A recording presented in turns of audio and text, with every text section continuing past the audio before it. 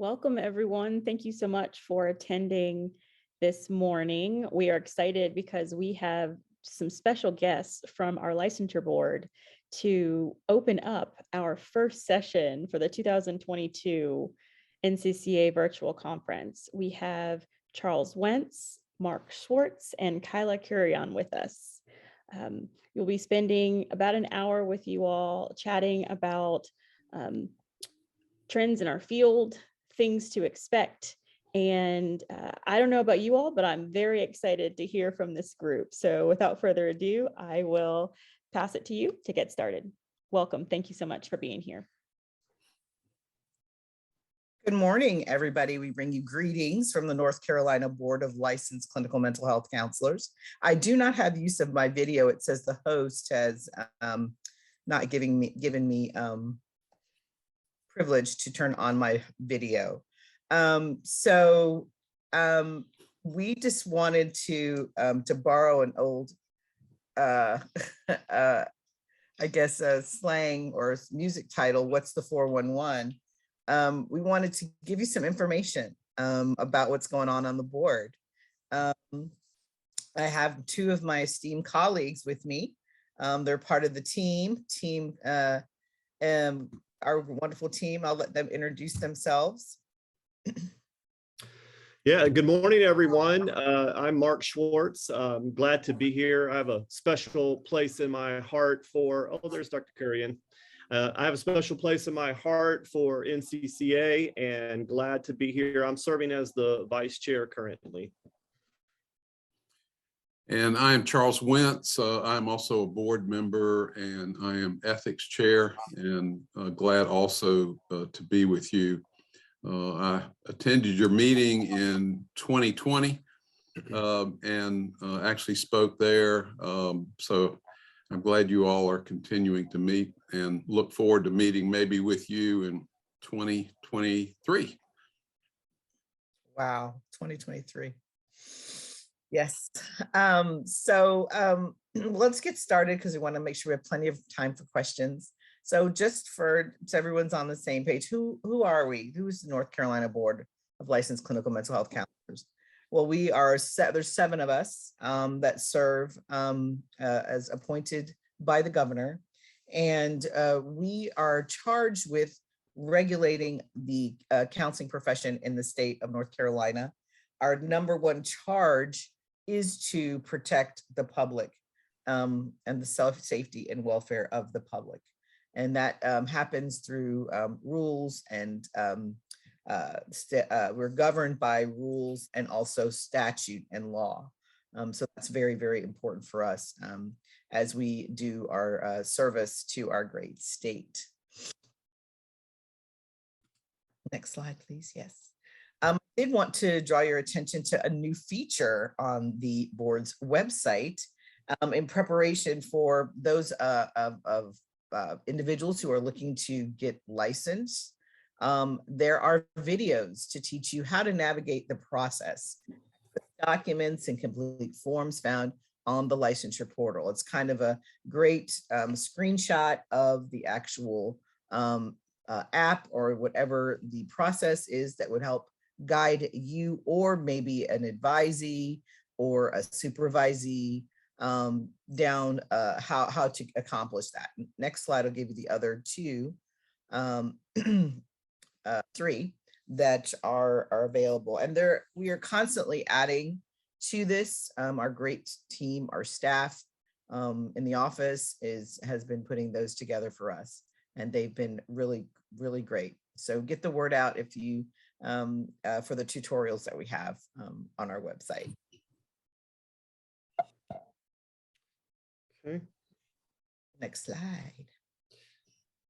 So we wanted to kind of, Charles is going to take, we're going to kind of toggle, but let Charles take the lead on this one since he's the ethics chair. But we wanted to see what you all thought were the top 5 ethical issues presented to the board. So we had a quick flash of one, but sorry about that. You're showing answers to the test, Professor. I'm trying to see what these questions are in the chat. Sorry. Okay. So if you could, in the chat, if you could put and rank them 1 to 5, what do you think are the top 5 ethical issues that we address in our work? Then rank them 1 to 5.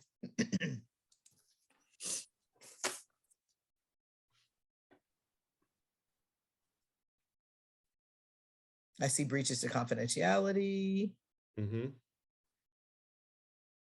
problems with boundaries, inappropriate relationships with client fraud, client confidentiality. Okay. Conflicts of interest. Okay.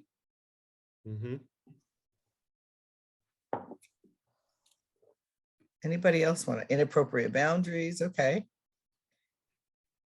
Dual relationships. 3. Okay. He's got it going. Confidentiality boundaries. Okay. I see some reoccurring themes here. Seeing some of my students in here too from way back. So yeah, they're Oh, that's good. That's right. You Yeah. taught them something. That's good. Yeah. Confidentiality charges. Awesome. Billing fraud. Billing fraud. Preview. I gave the preview. Give it, that was a freebie. That was a freebie. Practicing outside one's scope. Ah, Rosalie, thank you. Great. All right. Well, that's been a nice little spattering. Practice outside licensed state. Okay. Great. That's also something to consider. Okay. HIPAA violations. All right, I think we've got a good, okay, billing, confidentiality boundaries, abandonment, dual relations, exceeding the scope, counselor impairment. Thank you, Dr. Gwen. Yes, nice. Charles, do these look familiar to you? They do look familiar. All right. They all look familiar. They all look familiar. Great. Well, thank you all so much for putting that in the chat. And again, this is something that we spend a good portion of our time talking about. And again, that's part of our charge. Of course, as you know, we utilize the American Counseling Association's Code of Ethics, and we're guided by those in addition to statute and law.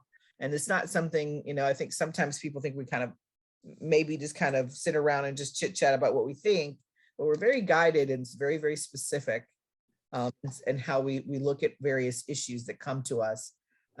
And we ask for people to really address and use those things, rules, statutes, and ACA codes of ethics when they report any complaints they have to us.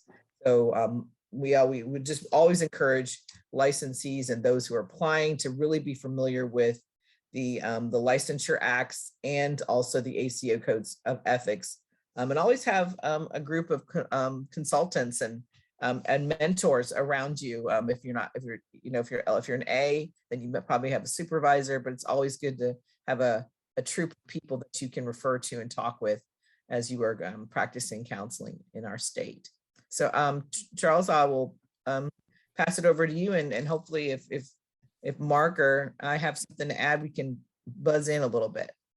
Yeah, well, we thought too, before Charles jumps in, we thought too that we would just sort of rank order these. When we were talking about, what would be helpful for us to talk about this morning, NCCA had spoke with Kyla about, that ethics are always something that we need to be reminded of and educated on. And so we worked with Charles, who works as our ethics chair, and our ethics investigator, Nick Jesus, to think about what were the top issues that came into the board, but also ranking those in order of prevalence. And then Charles and Kyla and I can jump in on these. And Charles, you want to just get started on number 5? Yes, certainly. I think one thing maybe I would like to say in advance of going to the numbers,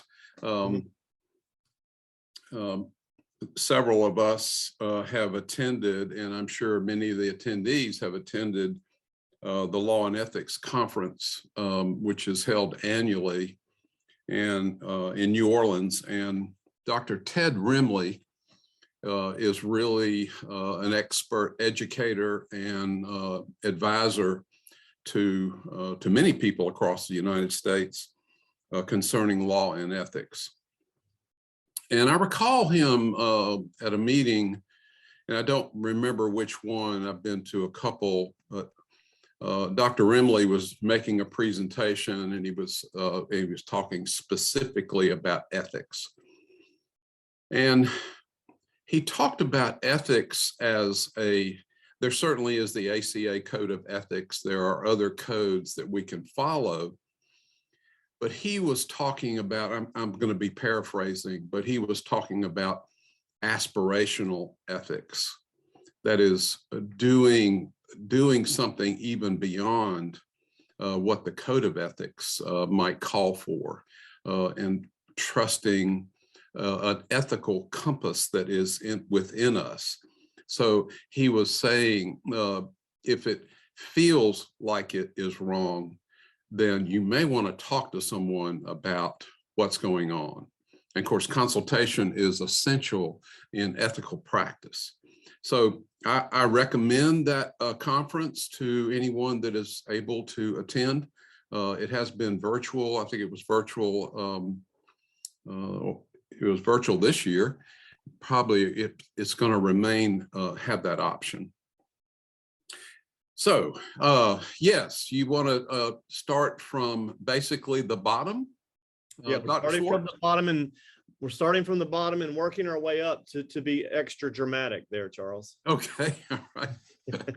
All right, so the number 5 is about billing and fraud. And you can read what is on the screen concerning billing and fraud. I am a practicing clinician and have been for quite a while. And I'm very familiar about billing. I'm, thank goodness, not familiar with fraud.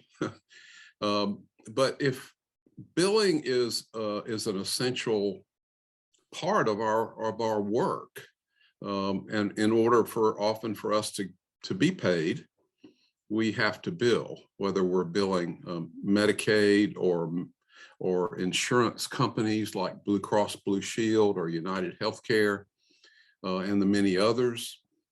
We have to make sure that our billing is correct.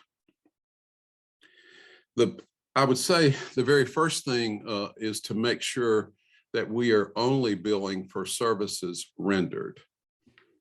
There have been some cases that have come before ethics and the North Carolina board where counselors have billed for services that were not rendered. So it is very important that we make sure that we bill for services that are rendered, including the amount of service rendered. So if it is a 37 to 45 minute session, that it be billed for that. If it is a 60-minute session or a 53-minute session, that it be billed for that, and vice versa. So it is important to make sure that we bill for the services we are providing. Fraud is a different category. Fraud is, it just is fraud, including billing for services that are not rendered.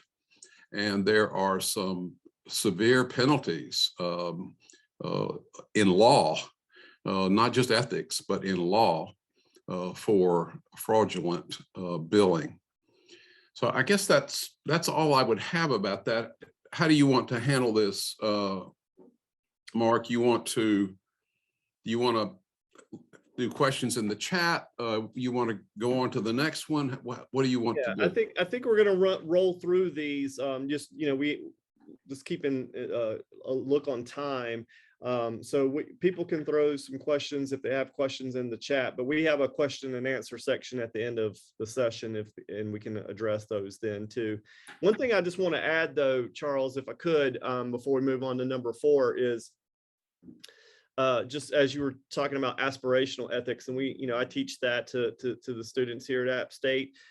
One of the other things that we talk about sort of conceptually around ethics is this idea of ethical erosion, right? So that when you think about billing and fraud, sometimes it's easy to think that people are just sort of nefariously making decisions to try to get away with something. But I really think that probably more common is this idea that we make small changes in our practice over time to try to accommodate either stress or impairment or whatever it may be. We're going to see this idea of erosion going through, all of these top 5. And it's this idea is that if you start to do something that is on sort of the verge of being unethical or against best practices, then it becomes easier later on to do other things that are maybe more problematic. And so I think we want to talk about that too, is that it's really important to stay sort of alert at all times as to how this looks. And then billing comes up for me in this because it's really easy to get swamped and overrun and overwhelmed in that area, and it makes small decisions that lead to bigger decisions later. Okay, so maybe we'll move to number 4. We'll take questions at the end, and number 4 is intimacy and sex with clients. Okay, good. That was a really good point about the erosion of ethics, and I think it applies to number 4. It applies to all of them, but it applies to number 4. That is that we can begin to believe our own falsehoods. That is that in the middle of being close to clients, some folks understand things differently than the code of ethics would have them understand it. So rationalization can take place in counseling that may lead to inappropriate behaviors. And we certainly see this. The important thing to say here is if that does begin to occur, that we have a responsibility to back up and think about what's going on. Again, consult and talk to someone. If we are in a situation that may be very difficult, we may need to refer. But at all cost, we don't want to be intimate and or have sexual relations with any of our clients. I invite Mark and Kyla to comment.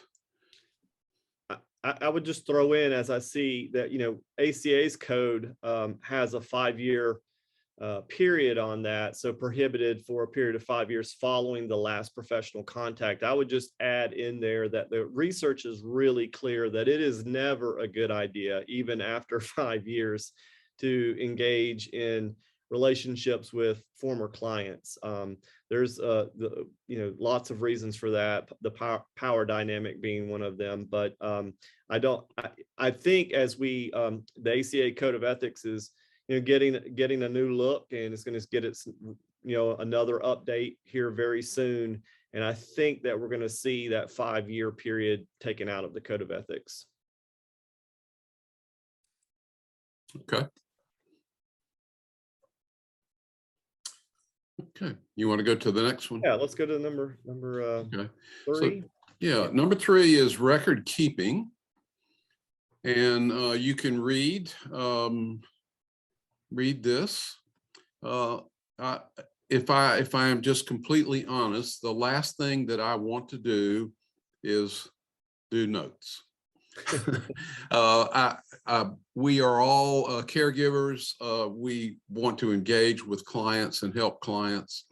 And so that is our number one concern, our number one desire and activity. Recording what is done in the way of notes and other assessments, treatment plans, discharges, and all of that documentation is absolutely necessary for us to practice ethically. There are many cases that have come before the board and ethics committee regarding the poor documentation by clinicians.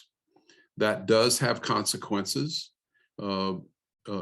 Usually it goes with something else, that is some other ethical violation, but it is certainly a very important thing and something that we often have to address in board ethical concerns. Yeah, I'd like to just speak up at this point, that even though we're talking about record keeping as it relates to clients, we also would like to just highlight record keeping with supervisors as well, and how the importance of supervisors keeping adequate records of interactions with their license or the licensees that they're supervising, and also paperwork that's due to the board in a timely manner. That's something that we run into more often than we want to.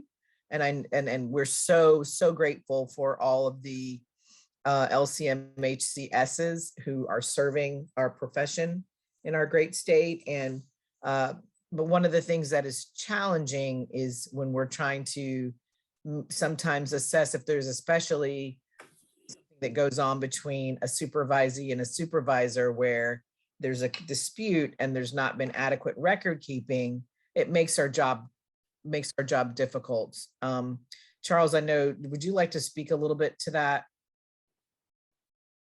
I'm sorry, speak a little bit to what, Kyle? I was making a note. I'm sorry, to as far as supervisors, the note keeping. I know that's something we've talked about as a board.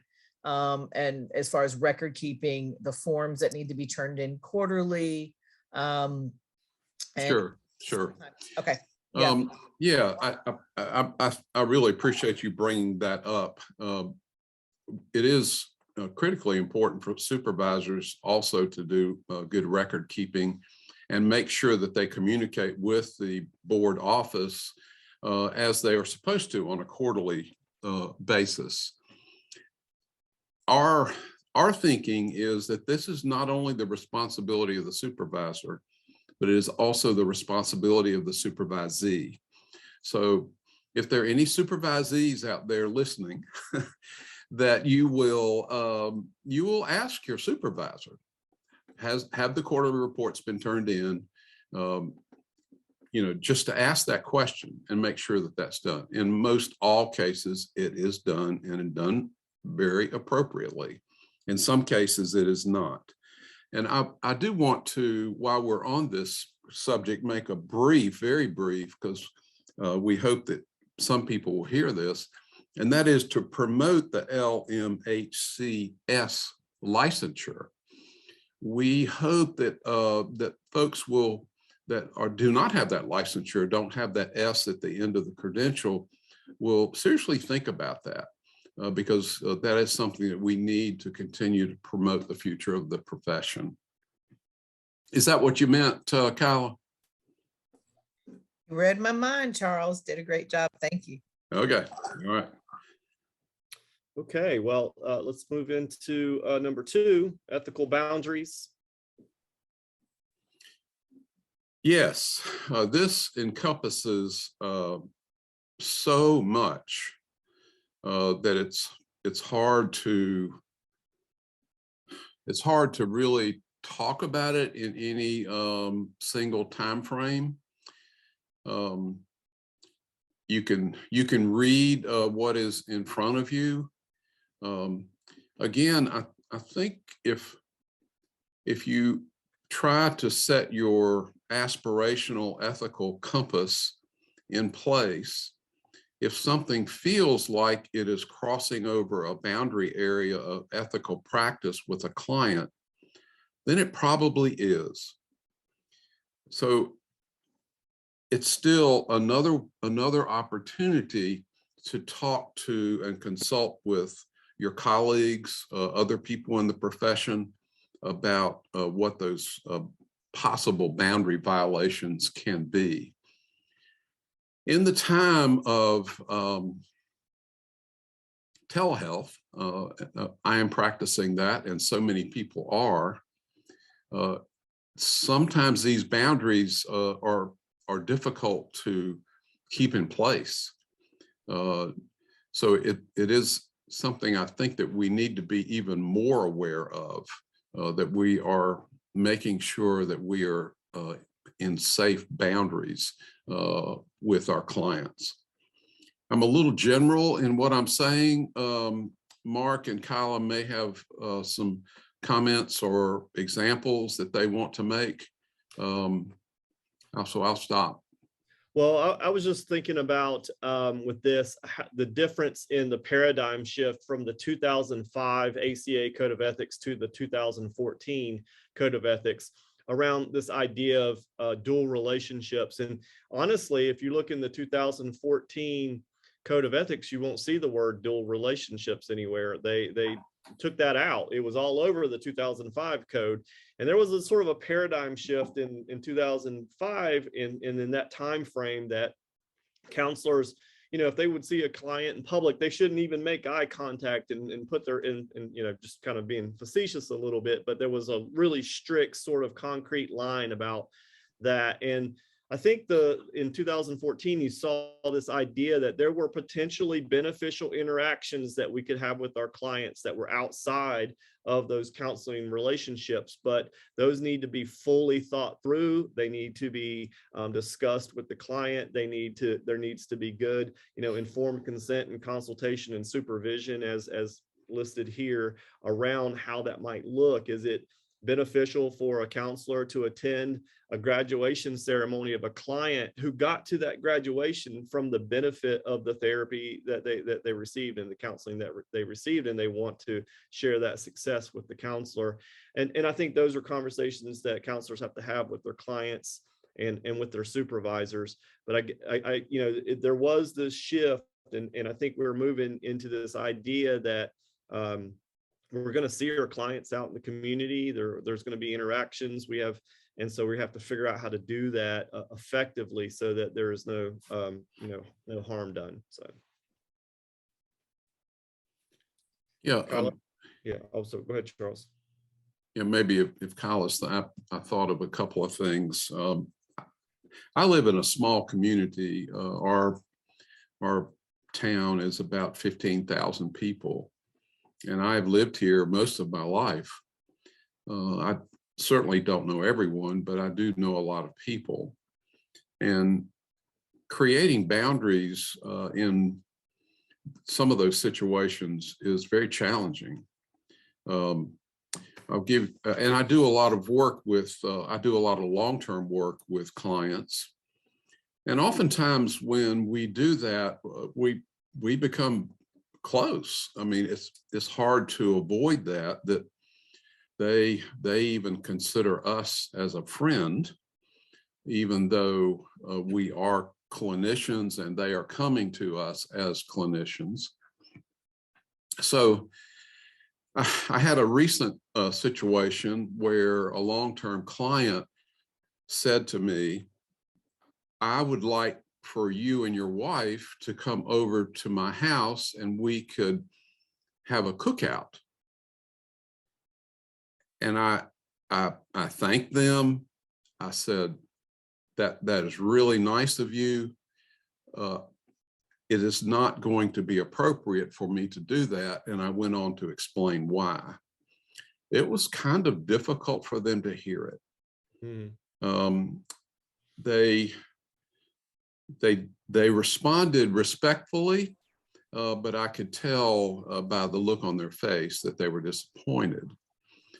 And so sometimes we can get caught in situations where, as Mark was talking about earlier, these boundaries can get pretty fluid.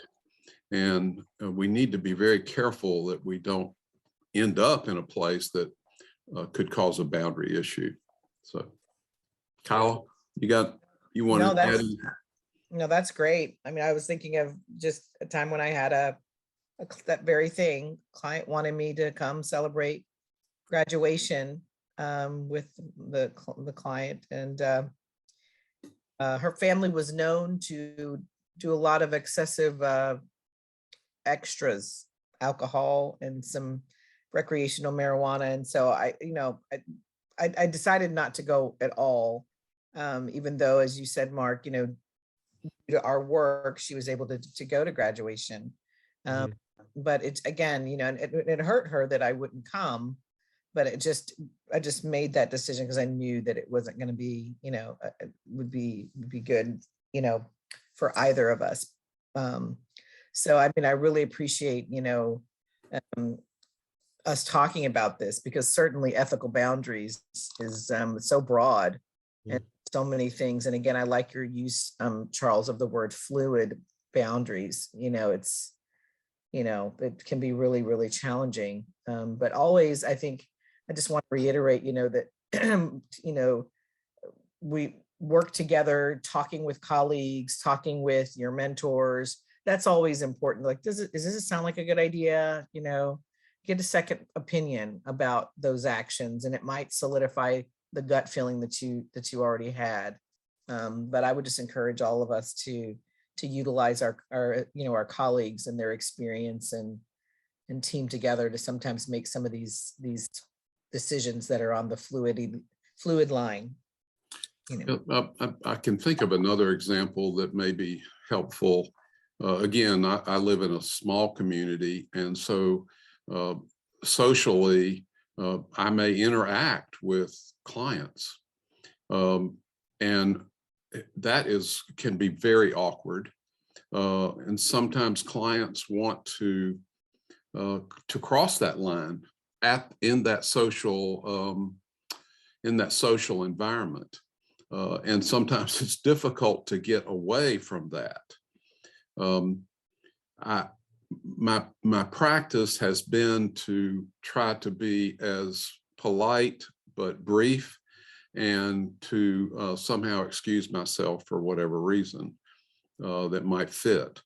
So even in social situations, or crossing someone at the grocery store, or a retail store, or Starbucks, anywhere really, we have to be extra cautious in those situations, because they can slip up on us before we know it.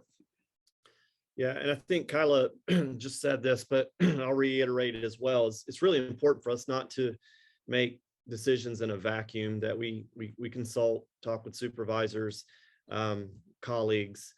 And in a couple of slides, I'll give you some options for how to really talk through some ethical issues through some of the board resources too. So there's some support there, and through ACA as well.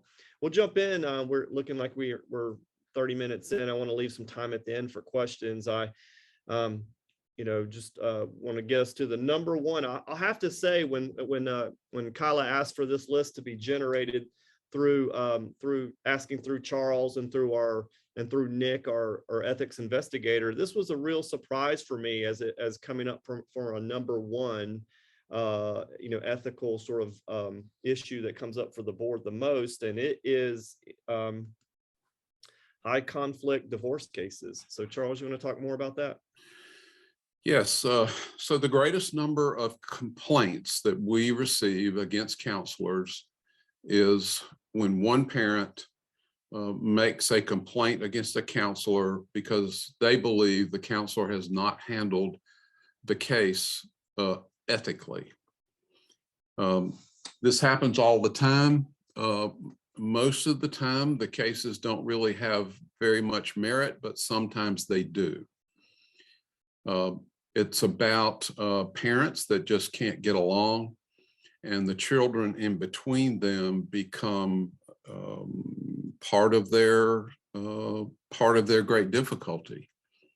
So usually what happens is they're divorced or separated, and one parent takes a child to counseling, and that child receives counseling.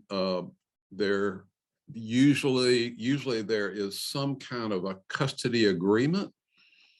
That it could be joint custody, it could be sole custody, but usually there is some kind of agreement. It is best to make sure that you have a copy of that custody agreement and it is scanned into their file.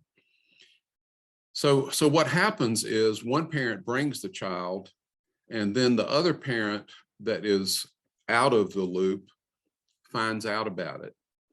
And they are upset at the parent because they were not included.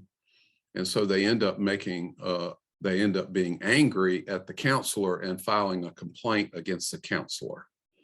And they will come up with, they can be very creative in terms of using the ACA code in the nature of their complaint.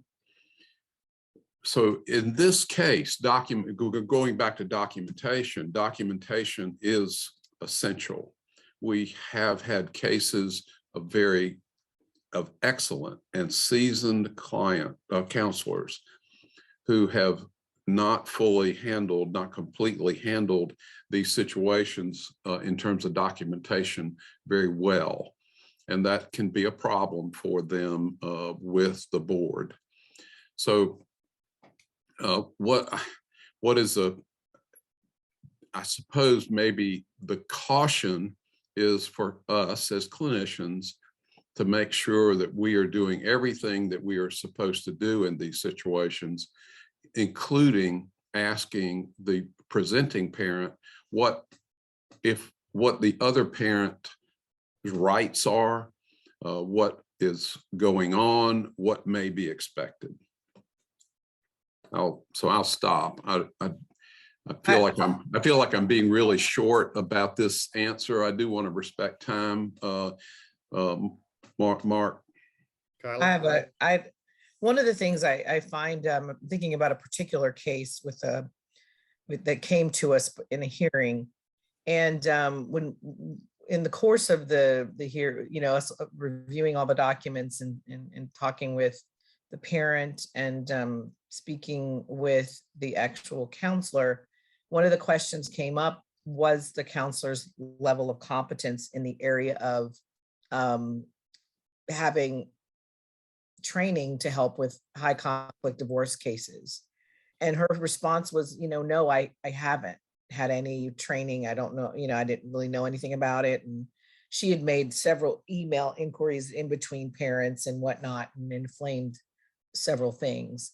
And so my thoughts are, when we're, thinking about competence, and this extends beyond just the high conflict divorce cases, but in other areas, that education, training, and supervision are very, very important. And being able to get some information and feedback on how to handle high conflict divorce cases, it wouldn't be a bad idea to be able to, feel confident in being able to know how to navigate through these situations.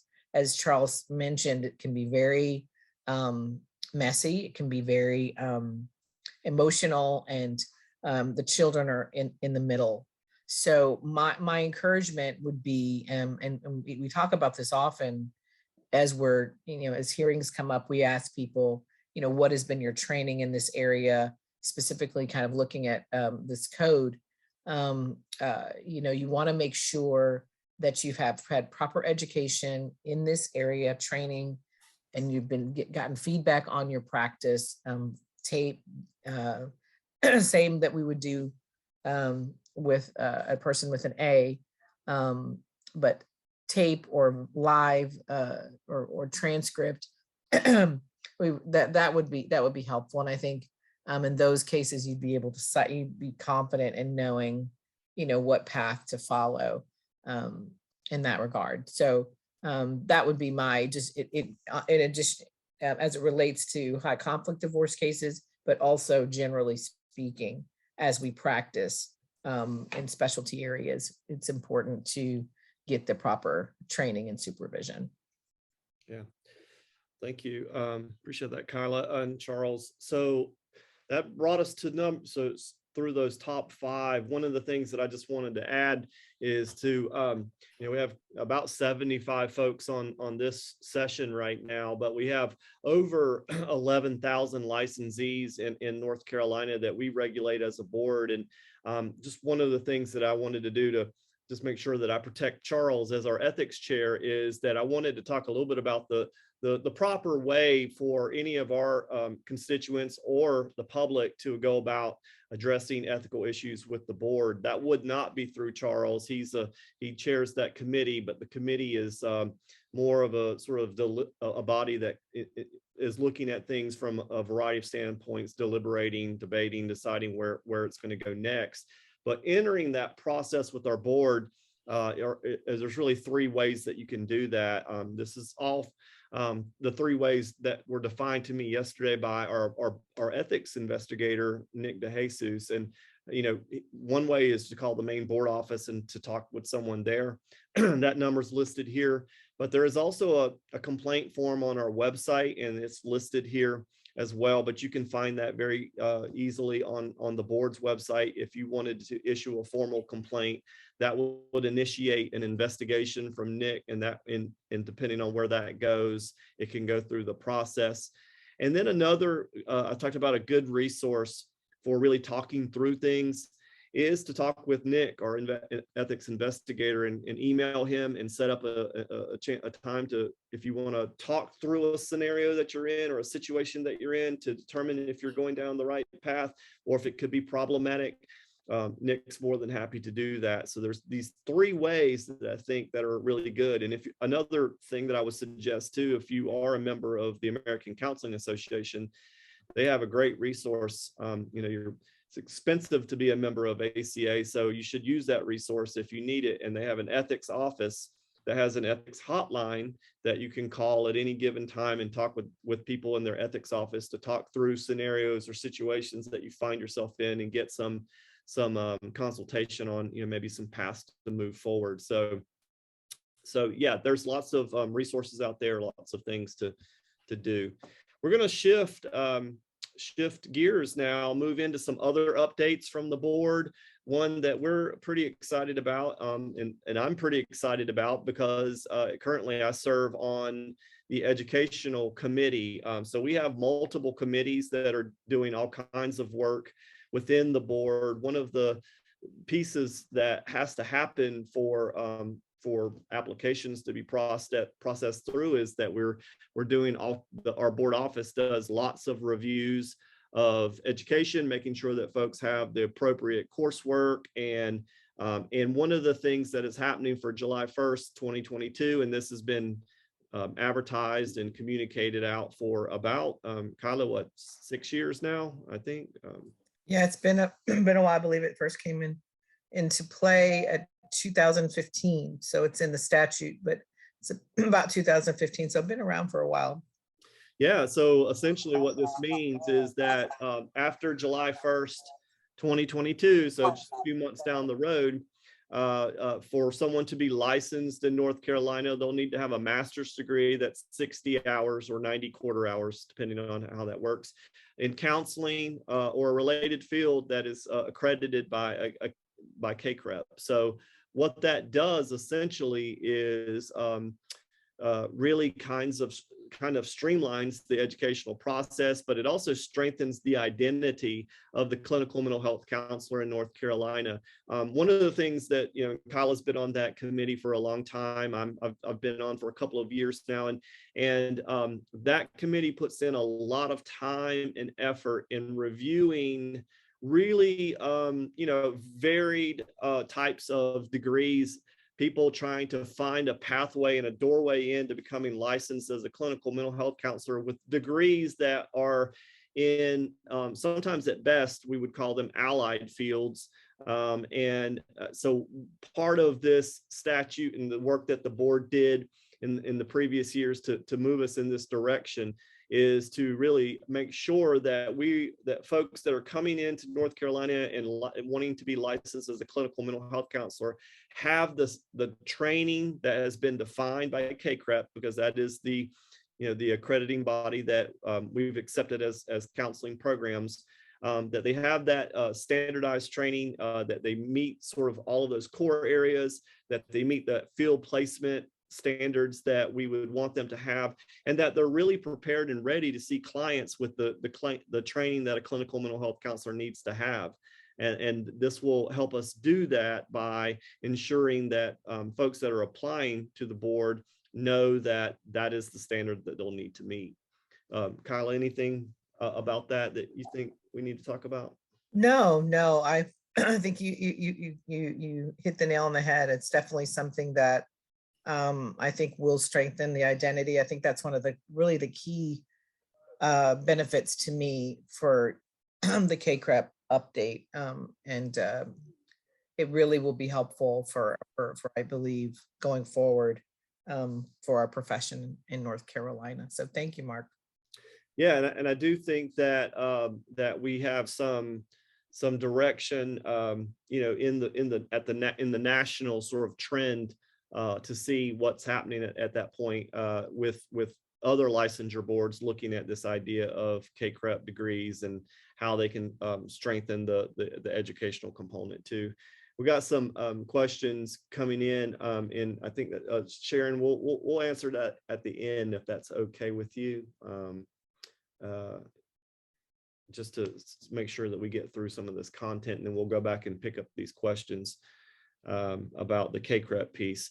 It is not as cut and dry as you have to have a 60-hour degree. 60-hour degree from KCREP. There's going to probably be folks coming in. There's a couple of other windows that people can come through, like endorsement and things like that. That we're we're going to still have an educational review committee that will look at things. And so I think it's going to really strengthen that identity and put us in a good position to make sure that we're putting folks into the field that have the training that's needed. Charles, you want to say anything about KCREP before I move on? I just wanted to remind folks that that's impending, as coming up.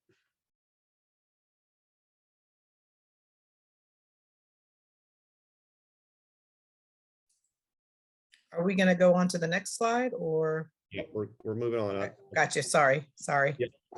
Oh, good. Yeah. So the other thing, yeah, go ahead, Kyla. So with Impaired Professionals Program, one of the things that the legislation that we had worked on in, I think it was 2019, I believe, Charles, was for three things: was the name change for our licensure names, also for reciprocity, and there's information on our website as we're the main thing we're working on is individual licensure boards trying to get reciprocity agreements with them, and that's what the statute allowed us to do. Also the compact, which is not our area, but we do encourage you to go to ACA's website to get more information around the compact. There are 2 states that are currently in the compacts, which and the counseling compact would allow states to move licensees that are member states. They could counsel across state lines, but that has not come into play yet. But the other part of that legislation was the Impaired Professionals Program. And our hope is that for professionals who are impaired, and that's not only impaired because of alcohol or drugs, but also maybe an inappropriate relationship, self-care issues, anything that would impair a counselor's ability to provide services. And so we're in talks right now trying to develop this program to really just support our licensees. And we want licensees to be able to get the help that they need to work through some difficult times. And we're in the process of doing that currently. And as we get more information, we'll let everyone know. Charles, you wanted to add something? Yes, briefly. I think it's important for licensees that are listening that this is going to be a major investment for the counselors in North Carolina and the public of North Carolina. So the investment by the board is very substantial, but it is critically important and has been important for a long, long time. Thanks, Charles, for adding that. Okay. Yeah, we're excited about that and continuing to develop that. So we're also excited about some new introductions here. Kyla, you want to?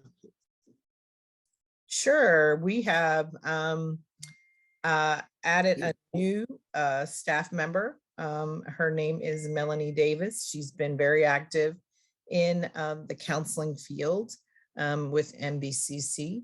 She is now our new executive director. We have changed that position from a board administrator to an executive director.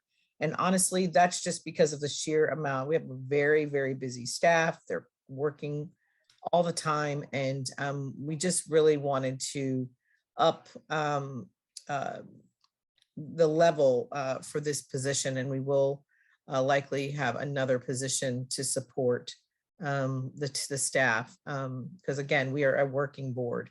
We do a lot of work. So Melanie Davis has joined us. She's been on, I think, maybe a month, maybe.